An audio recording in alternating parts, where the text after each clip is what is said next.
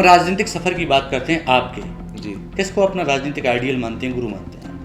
मेरे राजनीतिक गुरु जो उनसे हैं जी। माननीय हमारे बलदेव सिंह ओलख जी मंत्री जी के बेटे माननीय गुरुकीरत सिंह ओलख जी जी। मेरे राजनीतिक गुरु हैं और रंगे भी वही। अच्छा।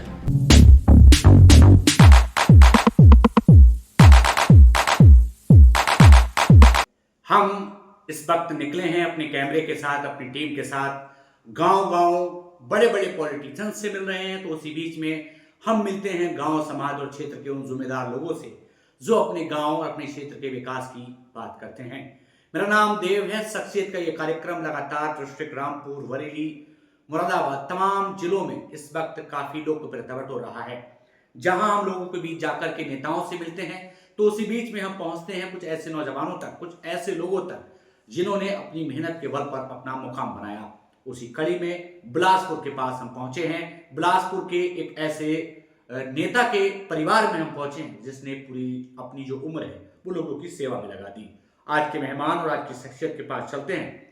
नेताजी तो किसी समाज के काम से बाहर गए थे, लेकिन उनके जो पुत्र हैं वो हमारे साथ हैं। उनसे हम जानेंगे उनके पिताजी का सफर, क्योंकि वो प्रधान पद के प्रत्याशी भी हैं उनके पिताजी, और आज जानेंगे वो अपने गांव को लेकर के क्या सोचते हैं। बहुत बहुत आदर के साथ स्वागत और सम्मान है आपका। क्या नाम है आपका? मेरा नाम जयदीप सिंह। जयदीप भाई, कैसे हैं आप? मैं बहुत अच्छा खुशहाल हूँ। ठीक हैं? ठीक है, बिल्कुल। आप पिताजी का नाम क्या है आपके? मेरे पिताजी का नाम जसवंत सिंह है। बिट्टू उर्फ बिट्टू। बिट्टू कहते हैं जी, मंत्री साहब के साथ आपके जो रिश्ते हैं वो जग जाहिर है। बिल्कुल।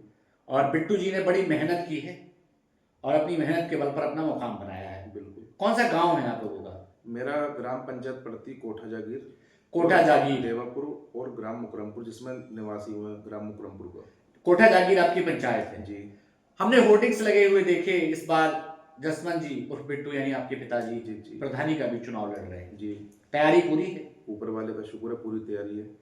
जदीप भाई, थोड़ा आपके पिताजी के बारे में हम जानना चाहते हैं। कितनी मेहनत करते हैं वो गांव के लिए? 2-3 साल से तो वो कह रहे हैं कि मैंने गांव में रहता हूँ। अच्छा। पूरा दिन समाज के लिए रहना है। समाज के आज भी किसी के साथ काम से गए हैं जी, समाज के? आज भी रामपुर गए कचहरी में। जी। किसी की जमानत है, जमानत कराने गए। मतलब लगे रहते हैं? हाँ, वो लगे रहते हैं पूरा दिन। जदीप भाई, जसवंत जी ने बड़ी मेहनत की और उस मेहनत के बल पर अपना एक स्थान बनाया। जी। और इस वक्त आप कोठा जागीर से आपके पिताजी प्रधानी पद के उम्मीदवार हैं। जी, जी। हम आपसे बात इसलिए कर रहे हैं क्योंकि आप पिताजी के सपनों को पूरा करने में आप भी लगे हैं। बिल्कुल। कोठा जागीर जिस विकास का हकदार था, अभी उसको उतना विकास नहीं मिल पाया। जी, अगर जसवंत सिंह आपके जो पिताजी हैं जी, जी, वो यहाँ से प्रधान बनते हैं जी। तो जदीप जी क्या कुछ कराने का प्लान है अपने गांव के लिए? देखो, सबसे पहले तो मेरा प्लान ये है कि कोई भी सड़क नहीं कच्ची है वो कच्ची नहीं जी। रहेगी। या तो आरसी होगी या इंटरलॉक होगी। अच्छा। और दूसरा एक सपना मेरा यह है कि मेरे गांव में एक पार्क हो जी। कि जिसमें रात को लोग घूमे, अच्छा लगे, बच्चे को लिए झूले भी हों, अच्छा। जिसमें झूले के लिए झूल सकें बच्चे।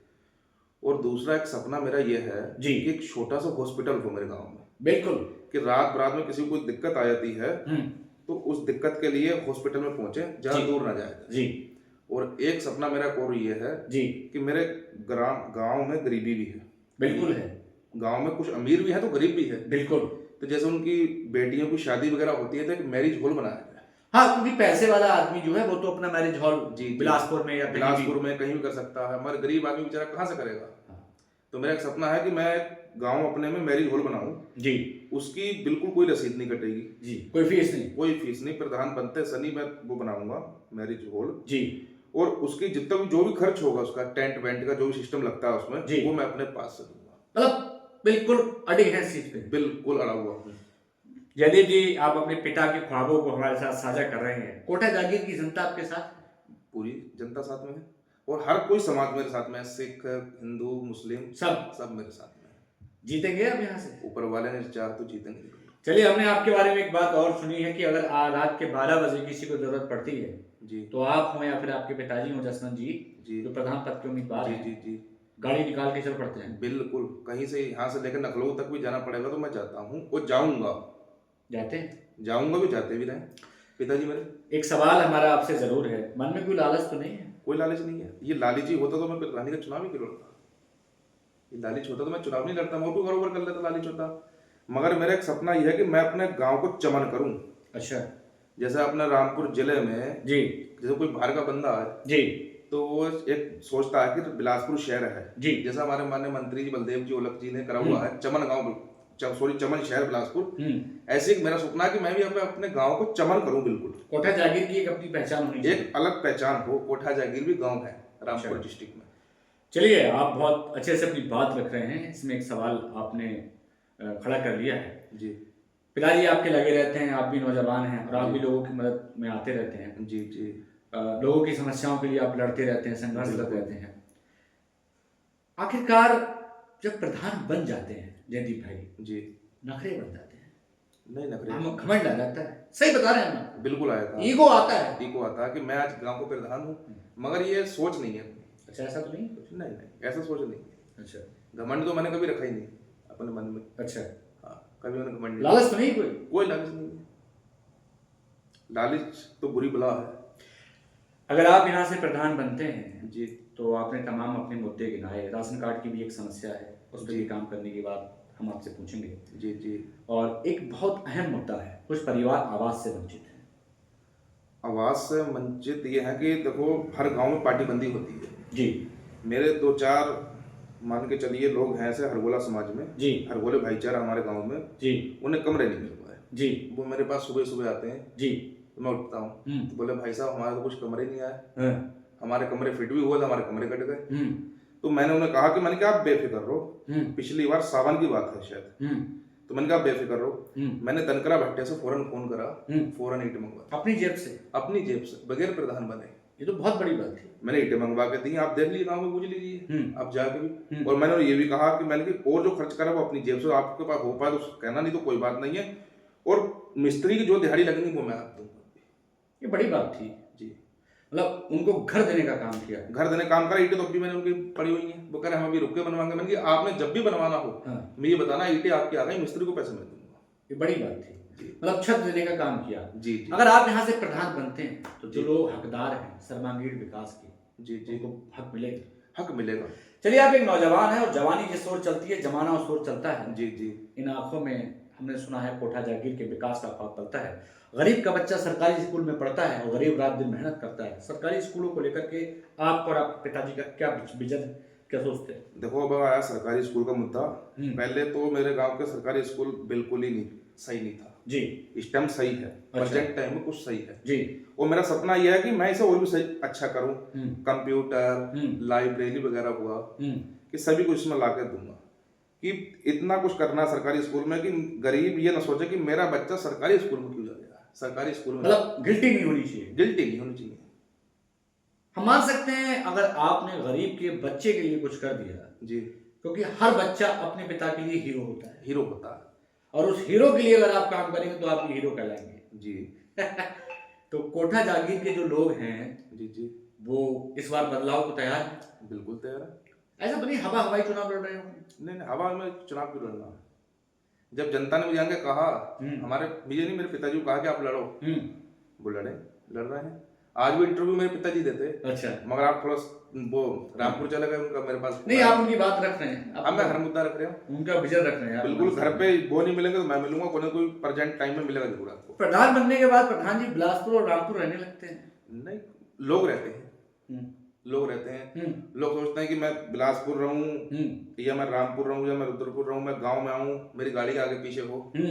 ऐसा तो प्रधान जी ना, मेरा तो बाप दादा लाई यहाँ स्थान है, मैं तो यहीं रहूंगा। यहीं रहने वाले? यहीं रहने वाले, यहाँ मेरा सब सिस्टम। कोठा जागीर आपको प्रधान बना रहे हैं? ऊपर वाले ने चाहा तो 100% बनेंगे। 100% श्योर है कि बनेंगे। बहुत मोटा पैसा आता है प्रधानी में। पैसे को तो लेके नहीं लड़ ही नहीं रहे, पैसे को लेके तो कोई लालच तो नहीं है? नहीं, कोई लालच नहीं है।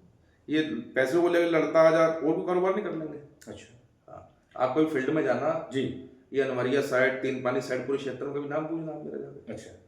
मतलब पैसे का कोई लालच? पैसे का लालच मैंने कभी करा ही नहीं। हम मान सकते हैं कि जो पिता का ख्वाब है वो जयदीप की भी आंखों में पलता है। बिल्कुल। जसवंत जी का जो सोचना है, जो तमन्ना है अपने गांव को लेकर के, जो किरदार उन्होंने पाला है कि कोठा जागीर को चमन बनाना है, जो आपने कहा, जी जी, वो ख्वाब पूरा होगा? होगा। बदलाव होगा? बदलाव 100% होगा। और ना मैं कोई पार्टी बंदी गाँव में करूंगा। अच्छा। हर टाइम गरीबों को लिए खड़ा रहूंगा, साथ मदद होगी? मदद पूरी होगी।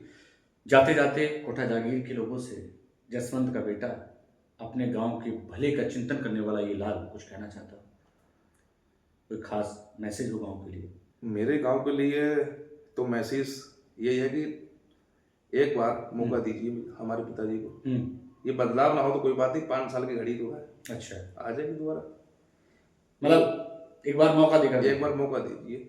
वो बगैर प्रधान बने प्रधान से 50% काम भी तो मैं भी करता हूँ, मैंने अपनी जेब से नहीं, करा। बिल्कुल बिल्कुल। आपने सुना होगा भी भाई साहब, चोरों का माहौल चलता, बिल्कुल चला था। इस माहौल में उन्होंने 10-12 लाइटें लगवाई है गाँव में, आप बुझ लीजिए आप अपने पास से। अपनी पर्सनली से। बड़ी बात थी कि कहीं कल को चोर आ गए मोहल्ले में, कहीं चौराहे पे खड़े हों, और ऐसा नहीं भाई साहब जो सर रोड सही नहीं उसमें रोड को भी सही करवाता हूँ। मतलब ना होते हुए भी सब कुछ कराने की कोशिश, ना होते हुए भी सब काम की कोशिश करवाता हूँ। तो कोठा जागीर जब प्रधान आप बन जाएंगे जनता को तो नहीं भूलने वाले? नहीं, हमने सुना है पता नहीं थोड़ा सा बदल जाते हैं। नहीं, हम नहीं बदलेंगे, लोग बदल जाते होंगे, ऐसा भी नहीं लोग बदलते हैं। अच्छा, बदल भी जाते होंगे मगर मैं नहीं बदलूंगा। उम्मीद है कोठा जागीर की अपनी पहचान होगी और आगे आने वाले समय में जसवंत जी प्रधान होंगे। बिल्कुल, एक डिस्ट्रिक्ट रामपुर में एक नामो पहचानो गांव होगा कोठा जागीर। चलिए, हमारे साथ जुड़ने के लिए बहुत शुक्रिया। बिल्कुल, आपका बहुत बहुत धन्यवाद।